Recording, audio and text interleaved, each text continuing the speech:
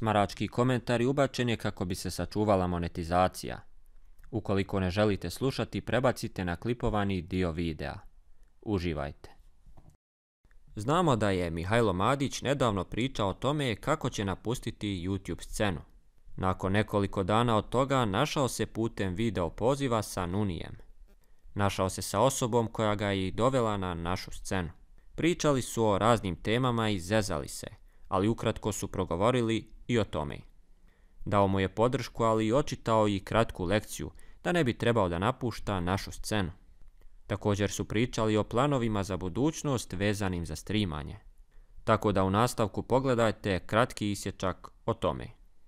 Kažem ti, u planu mi je mnogo toga da radim, da snimam, imam puno ideja. Ali zašto mi je da hoćeš da odustaneš? Zato sam te zvao bez zajebancije kad sam te vidio. Ti znaš kad tako ti nešto seriješ, da ja uvijek dođem i da ti se malo nagovorim. Šta pričaš ti? Šta ću odustat, Bolan?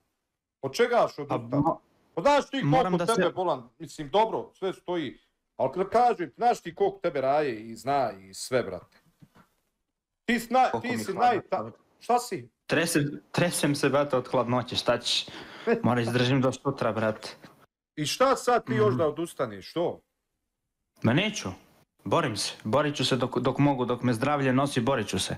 Znaš. Znaš šta ćemo mi, Miki? Šta sam ja razmišljao? Nama je najbolje svima, a mi pređemo na Kik. Pa, kažem ti, bilo je... Kad je ušao taj partner program, razumiješ, na Kiku, i da te gleda buban po 200-300 ljudi... To su lepe pare. Slažem se. I po streamu da streamaš 6-7 sati, možda uzmeš 300, 400, 500 dolara. Realno gledano, baš sada nije vrijeme za povlačenje.